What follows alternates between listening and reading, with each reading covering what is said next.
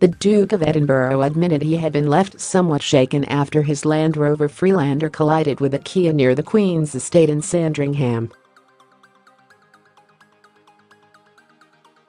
And now royal sources say the 97-year-old, who escaped the crash unscathed, has been struggling ever since.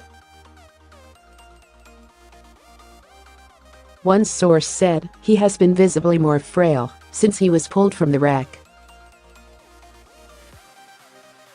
The truth is, away from public eyes, this has shaken him really badly, as it would anyone. It comes after Prince Philip penned a letter to 46-year-old passenger Emma Fairweather, who suffered a broken wrist in the collision, saying he was deeply sorry. The note was hand-delivered to Ms Fairweather 3 days after she had told of her upset at not hearing from the Queen's husband since the accident. Read more. Prince Philip's apology letter in full. A source told The Sun the idea he may have hurt someone would mortify him. He's faced criticism for not being in touch with victims sooner. But anyone who has been in a crash knows for legal reasons you have to be so careful about apologizing and making contact. The Duke continues to face uncertainty over his verdict, as officers say they are finishing the investigation. Philip claimed he was dazzled by the low sun and failed to see the car coming in the opposite direction. In the typed 131-word note, which was signed by Philip, he mistakenly said she had broken her arm instead of her wrist.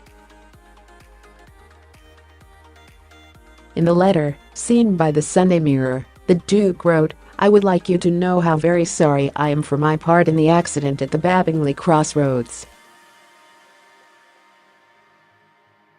I have been across that crossing any number of times and I know very well the amount of traffic that uses that main road.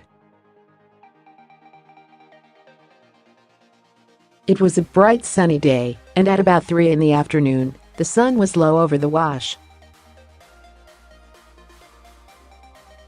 In other words, the sun was shining low over the main road. In normal conditions I would have no difficulty in seeing traffic coming from the Dersingham direction, but I can only imagine that I failed to see the car coming, and I am very contrite about the consequences. I was somewhat shaken after the incident, but I was greatly relieved that none of you were seriously injured."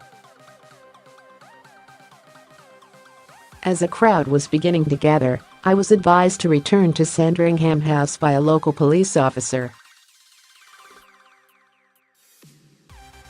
I have since learned that you suffered a broken arm.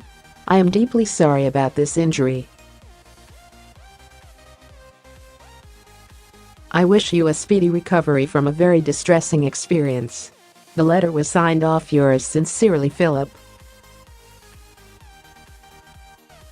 Ms Fairweather told the Sunday Mirror, "When I opened it, I saw the Sandringham House headed paper and went, oh my God." He asked how I was and said sorry that I was in pain.